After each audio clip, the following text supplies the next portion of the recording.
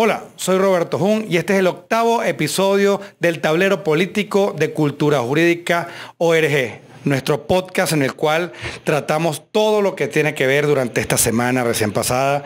Nos acompaña Rubén Guía por aquí. Y César Pérez Guevara. César, ¿cuáles son las jugadas hoy en el tablero? Vamos a verla.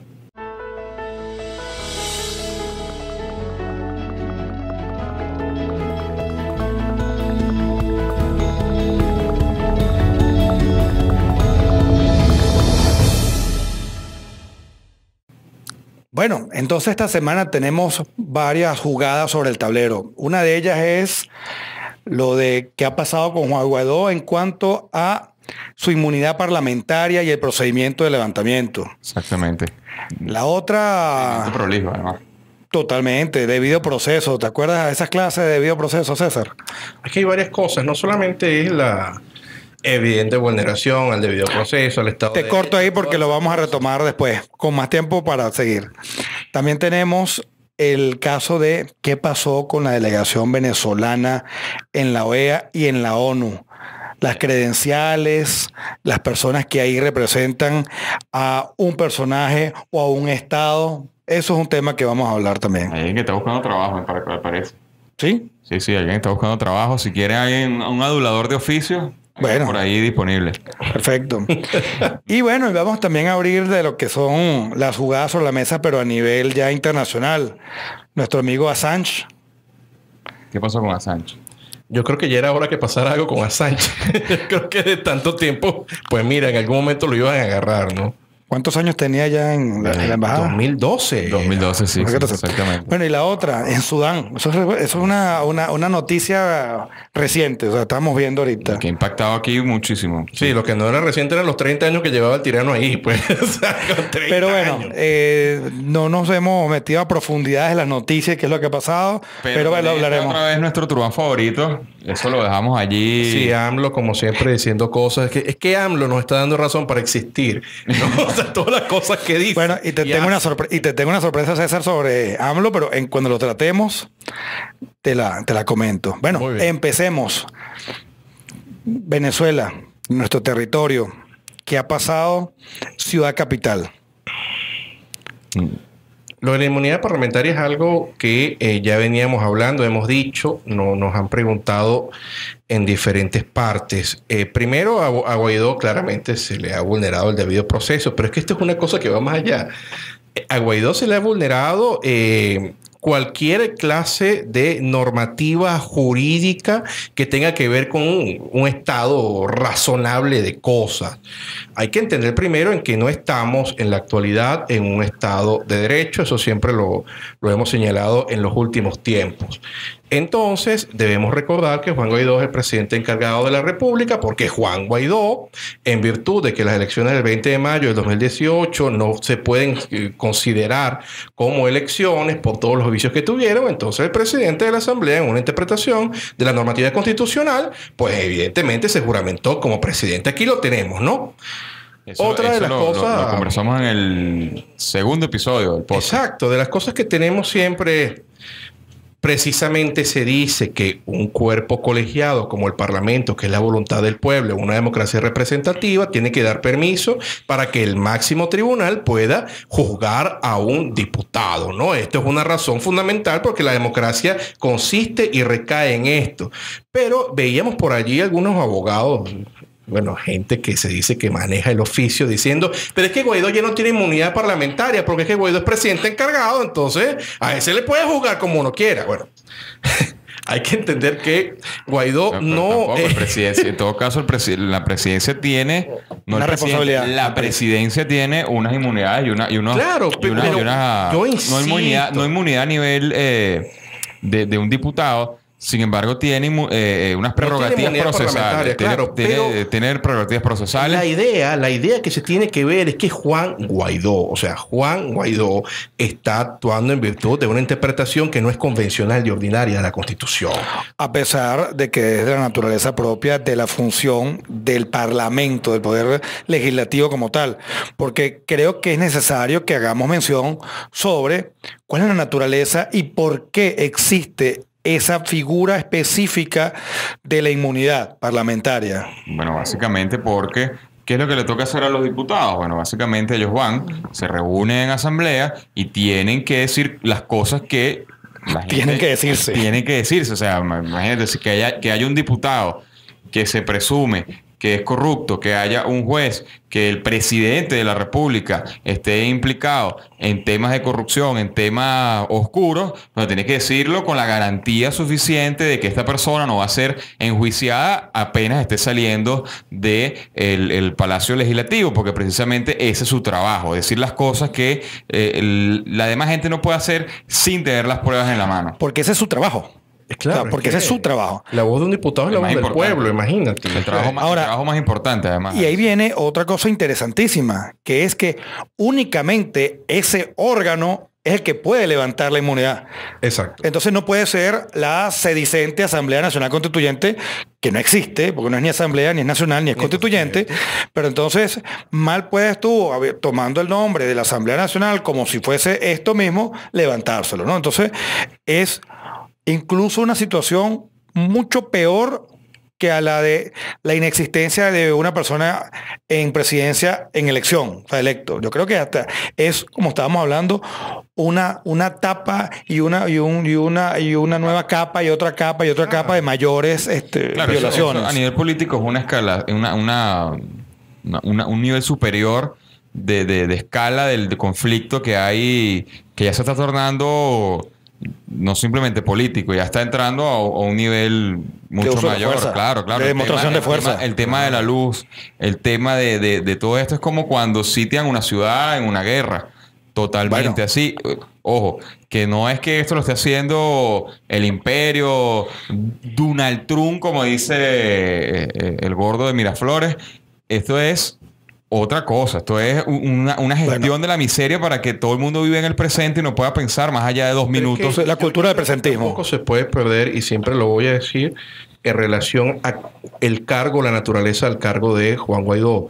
Juan Guaidó no ha sido electo en unas elecciones presidenciales para tener el cargo del presidente de la República de manera ordinaria por 6 años.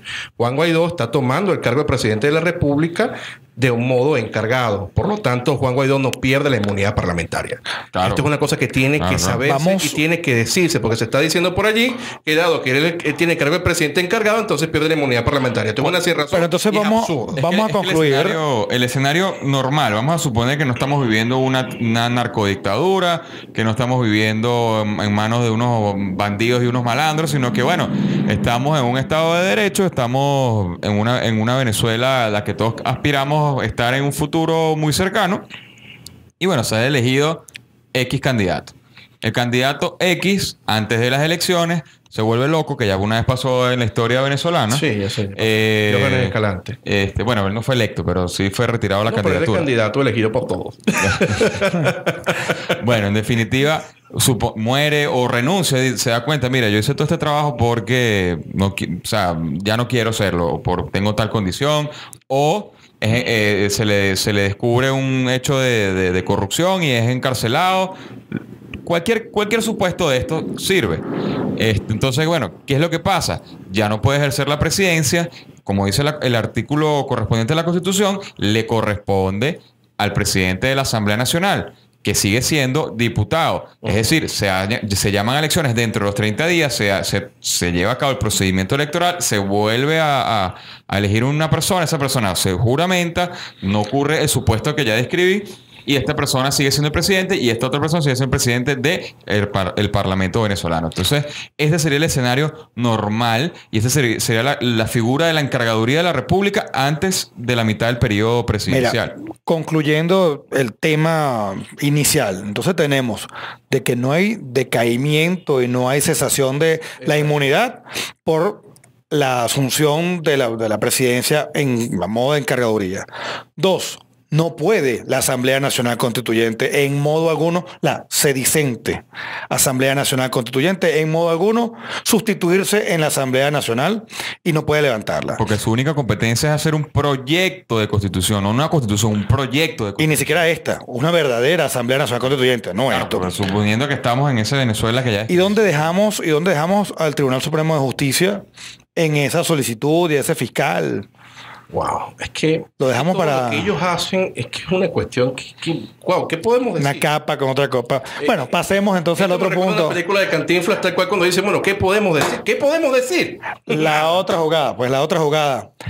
¿Qué pasó en el seno, en la OEA? En la OEA primero. O sea, ¿quién representa los intereses de Venezuela ante ese organismo multinacional? Pero antes de eso, yo tengo un amigo no, un conocido y me pesa con que me lo presentó, que él es adulador de oficio.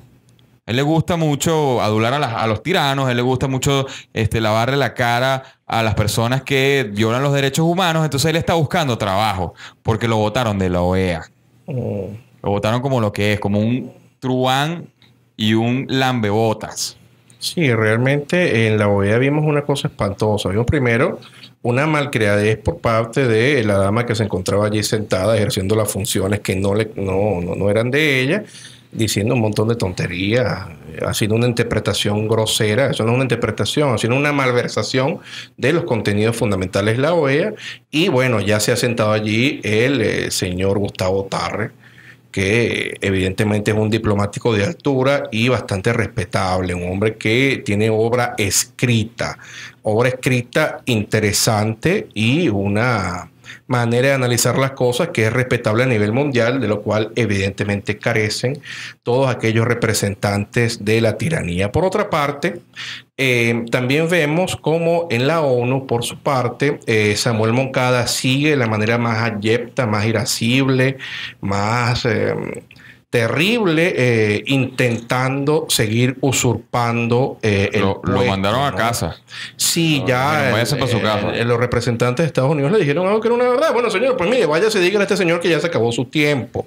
Ahora vamos a ver la ONU dura. es un temazo. La ONU es un temazo porque, bueno, hay personas que están puestas por factores de izquierda, ¿vale? Sí. Tú estás hablando de Rusia y de China. Claro, entonces...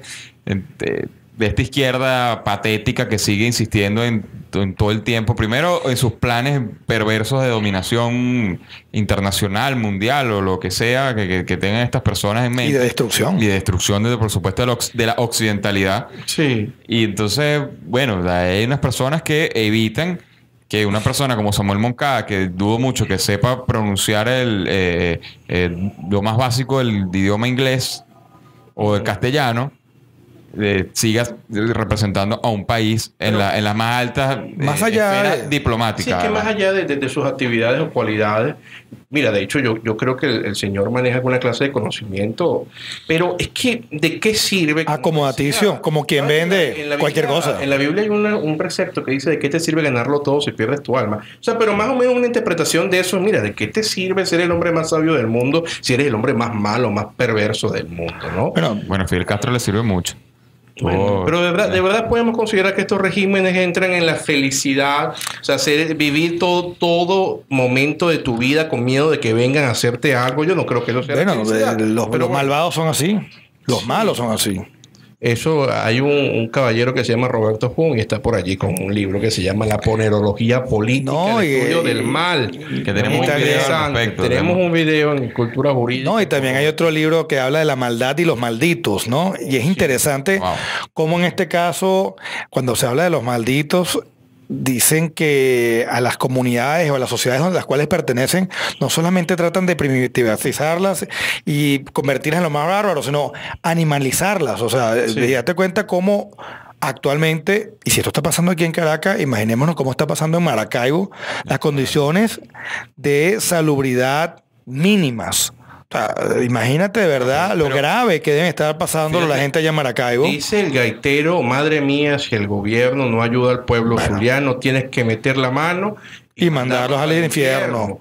De verdad que lo que está pasando en el Zulia es espantoso. O sea, una ciudad que tiene un estado, una dependencia territorial en la cual pega un calor que aquellos que hayamos ido alguna vez para allá sabemos que nos sentimos en la entrada del Averno.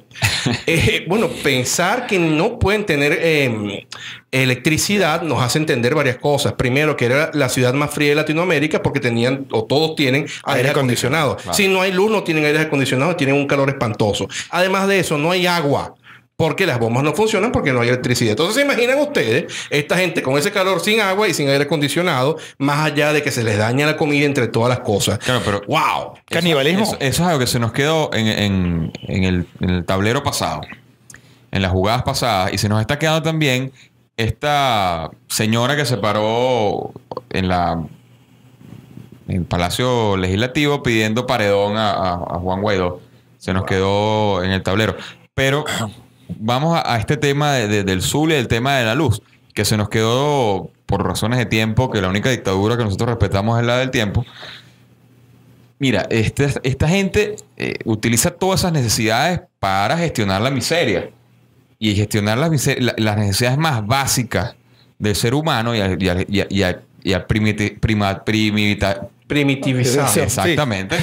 Las necesidades, llega a la animalización y al estar allí, la gente no puede pensar que va a ser la hora siguiente o cuando le viene la luz, se para, se resuelve medio lo que puede resolver, entonces no puede llegar a pensar me voy a parar en Miraflores y voy a despotricar a toda esta gente que me tiene pasando penurias, porque no tiene lo más básico. Tu necesidad de subsistir. Exacto. La necesidad de subsistencia. Según el esquema de la pirámide de Abraham Maslow, estás en el más básico, más primitivo, ¿no? Y no te puedes poner a pensar en otra cosa que no sea las necesidades más básicas, porque no las tienes cubiertas. Mira, me gustaría pasar ya a trascender nuestras fronteras nacionales de Venezuela. Pero antes de eso, Roberto... Claro, y quería concluir como puntualmente cada uno de los temas que hemos hablado. Es que de Zulia tenemos muchas cosas, por lo menos creo que me gustaría dejarlo allí, porque puede pasar.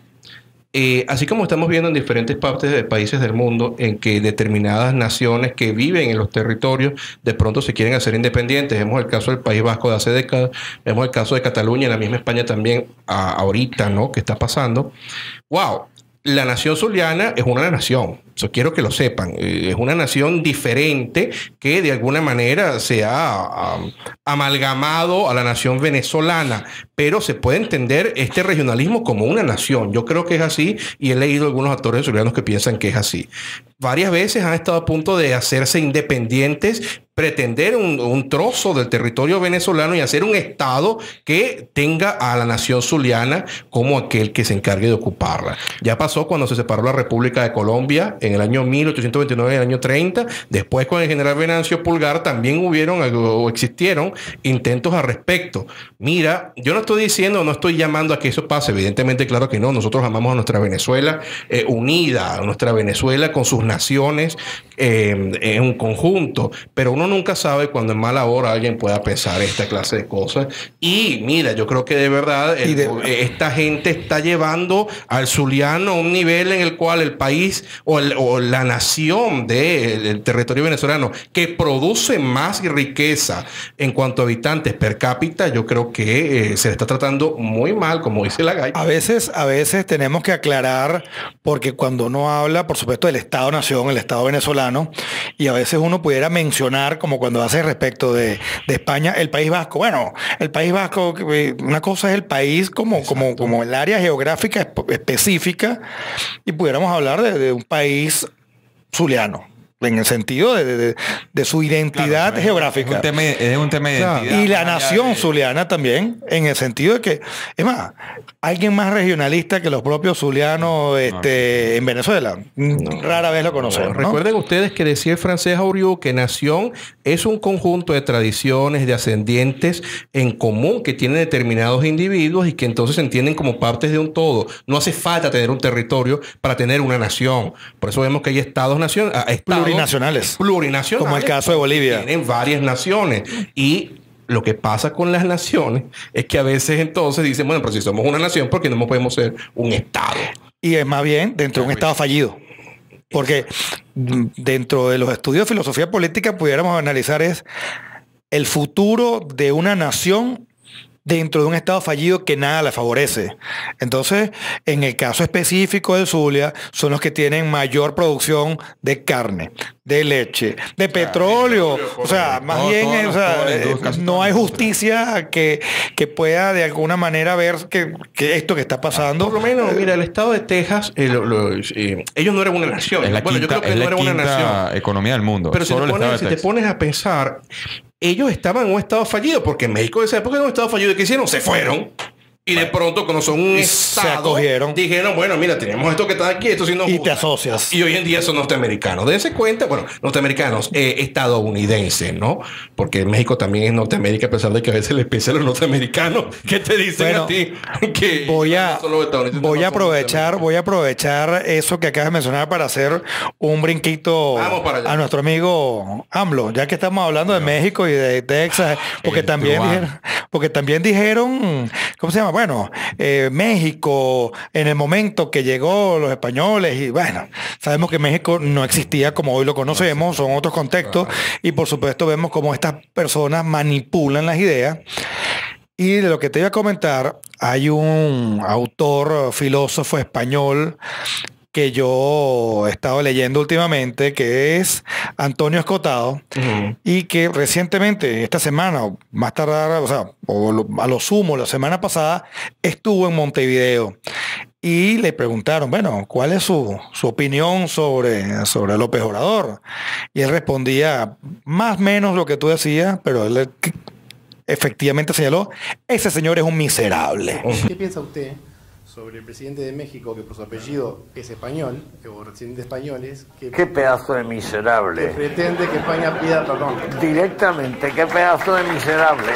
Entonces, yo creo que haberlo tratado como de truán y truán favorito, por lo menos tienes un... Es el truán de este podcast en este momento. Es el truán favorito de este podcast. Pero es que a mí me preocupa mucho. AMLO ha salido en evidente estado etílico. Yo he visto, es que de verdad a mí me ha preocupado, ¿no? Pero que renuncie a la presidencia y se dedique a vender el avión. Es que me recuerda mucho a Boris Yeltsin. Ustedes se acuerdan de Casa con Yeltsin, que salía con esas peas gigantescas y estaba con una felicidad. Y estaba Clinton al lado muerto de la risa porque tenía este hombre ebrio al lado. Bueno, AMLO es una cosa así. Y como él es muy mexicano, entonces se le salen estas... Es que de verdad que lo de AMLO... Mira, yo nada más tengo una cosa que decirle hoy a AMLO. AMLO, eres un tonto. Pero eres un tonto de la historia latinoamericana. Y vas a pasar hacia la historia, como decía Marx en el 18 de Brumario de Luis Bonaparte. Marx decía en la introducción que en la historia tú te podías ver que había una figura, ¿no? Y esta figura hacía ciertas cosas. Y después entonces venía otra figura que no era nada original, sino que remedaba a este, y por lo tanto era un chiste. Yo pensaba en su primer momento que Hugo Chávez era un chiste de Bolívar, porque intentaba imitarlo y entonces siempre decía que era bolivariano. Pero como el mundo se mueve tan rápido, y usando esta categoría de Marx, para los que les gusta Marx, bueno, yo pienso que AMLO es como una especie de remedio de Hugo Chávez, que Chávez era un remedio en sí mismo, pero dése cuenta, lo que hace AMLO es lo mismo de Chávez. No dijo en estos días lo de la gasolinera. Dijo, bueno, que si no bajan los precios de las gasolineras, entonces voy a hacer un sistema de precios justo de gasolinera. Yo me reí porque los mexicanos dijeron, ahora sí que vamos a tener gasolina. Pues ahora no van a tener ni siquiera gasolina. Y ahora la van a tener más cara en el mercado negro. Pero la gente no lo ve. Bueno, vamos a esperar que pase. Bueno, a mí por lo personal, particularmente, cuando veo que estos personajes hacen ese tipo de show, yo creo que mucho es preparado. ¿Para qué? Exactamente, sí. Para desviar la atención, de verdad. Entonces la gente lo ataque con puras clases hominem. Bueno, que tú eres feo, que tienes los dientes doblados, que pareces un orangután, que hueles mal, que eres el pez lagarto. Que eso es lo que hacía, creo yo, el gordo de Miraflores, el gordo comunista. Cada vez que hablaba mal, cada vez que se equivocaba y decía vamos a multiplicar los penes, vamos a los libros y las libras, eso lo hacía simplemente para desviar la atención, y en paralelo venía poniendo el sistema, lo venía recrudeciendo el tema de los precios justos, el control de cambio, el control de precios, la persecución a los políticos. Entonces la gente se dedicaba exclusivamente... Y te desgastas. Exacto, a decir bueno, ¿qué tipo tan idiota? Bueno, estos tipos no dan puntadas sin dedal. ¿Tú sabes quién no es un idiota? Julian Assange. Bueno. Ay, Dios mío. ¿Ustedes qué opinan de Assange? ¿Cuántos años tiene? Desde 2012, ¿no? Bueno, se lo llevaron. Bueno, lo que pasa es que Julian Assange es una figura controversial en muchas dimensiones. Dicen las damas que es muy cariñoso, incluso a su pesar. A pesar de las damas, ¿no? Mira, Julian Assange había comenzado muy bien porque había empezado a revelar secretos de todos los gobiernos. Y bueno, lamentablemente hizo molestar a las personas del Pentágono, de la CIA y de la NSA. Y bueno, terminó allí y evidentemente la izquierda capitaliza eso no errores de los Estados Unidos, pero sí capitaliza ese tipo de cosas. Mira, vamos a poner a esta persona en custodia. Y le pasó a Snowden también. Sí. Snowden le suspendieron el pasaporte convenientemente en Rusia. Que también una persona que se haya robado una información. Digamos que son casos similares. Los estados deben ser transparentes para garantizar una serie de derechos, pero bueno, también hay que tener unas leyes claras de seguridad y qué es lo que es seguridad de Estado y qué es lo que es seguridad ciudadana, que tú tienes un video, por cierto, respecto de eso. Yo no sé, yo voy a decirlo, yo sí voy a decir mi opinión de Assange también, lo que yo pienso que Assange, con todo lo que se diga de él, es que no se puede ser tan fantasmón en la vida. O sea, Julian Assange fue un hombre que intentó hacerse famoso, lo logró, lo consiguió, pero yo me puse a ver a quién beneficiaba todas las cosas que él publicaba, ¿no? Porque curiosamente siempre uno ponía una balanza, ¿no? Entonces las balanzas por lo general tienen un lado de derecha y un lado de izquierda, ¿no? Bueno, por lo menos así. Entonces cuando yo veía lo que él publicaba, a quién beneficiaba, ¿no? ¿Dónde iba más la balanza? Yo más o menos me da cuenta por dónde iban los tiros. Y de pronto entonces, cuando en Londres le salen esto, porque como él es muy cariñoso con las mujeres, estuvieron a punto de echarle una varilla allá por Escandinavia, entonces de pronto él agarra, aparece en el consulado de Ecuador como uno de los más grandes truanes, rufianes y hombres malvados que ha ocupado presidencia de país alguno, como Rafael Correa. Entonces Rafael Correa le da el asilo en la embajada de Ecuador y después le dan la nacionalidad. Yo dije que ya algo raro.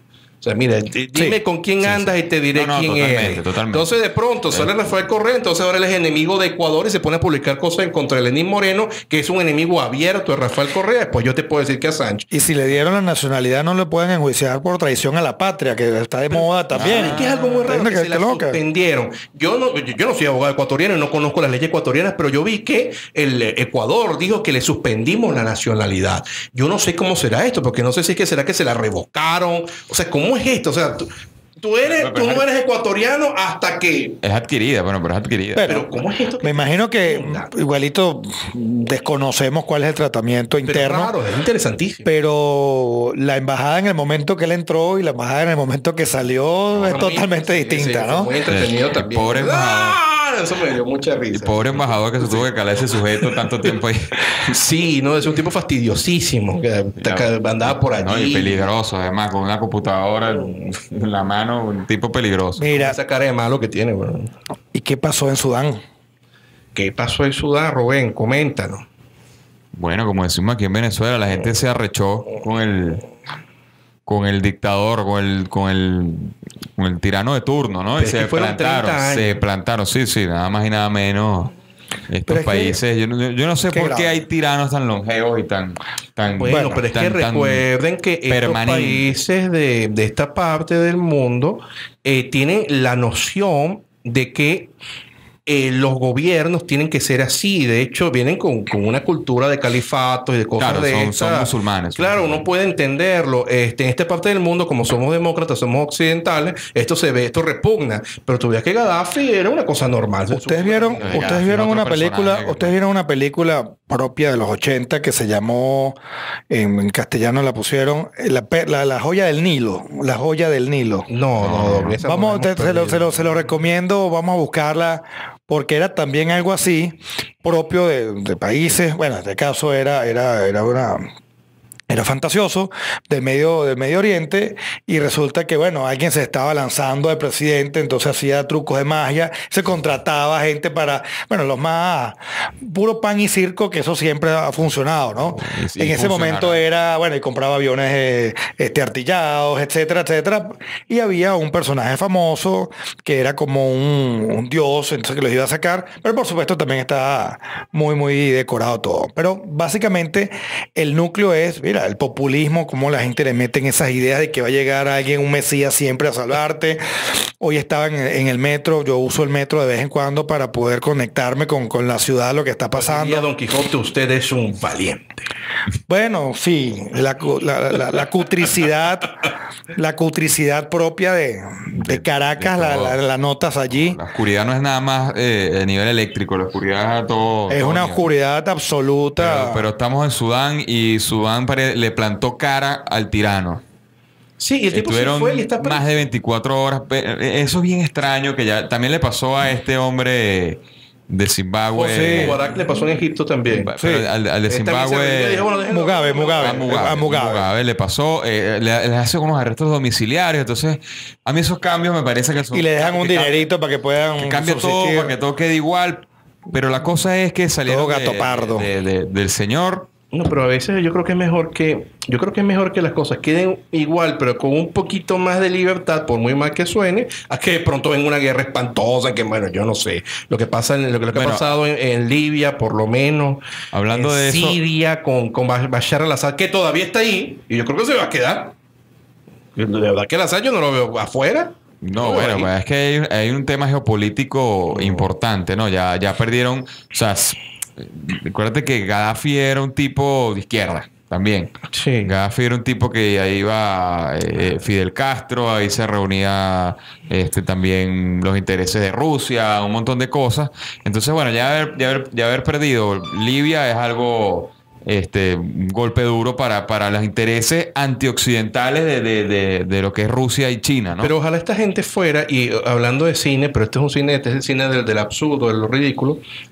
No sé si ustedes vieron la película que se llama El Dictador. Ah, Sí, Que es el país de Guadilla. Bueno, ojalá fueran como él. Se llama, el actor Aladín, se llama. El actor se llama. Yo lo pongo aquí en el A mí me video. muere de risa. Vamos a ponerlo, mí vamos a ponerlo. Me mata de risa. Sí, sí, y de se verdad llama. que a mí me da mucha risa esa película, pero es una ridiculización occidental de lo que pasa en Oriente. Eso no es así.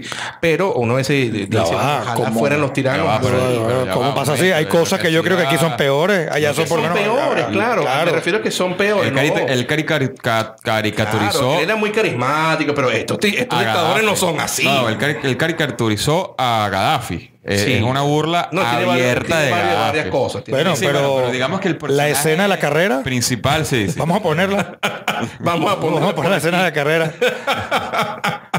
Guadilla, viva Guadilla.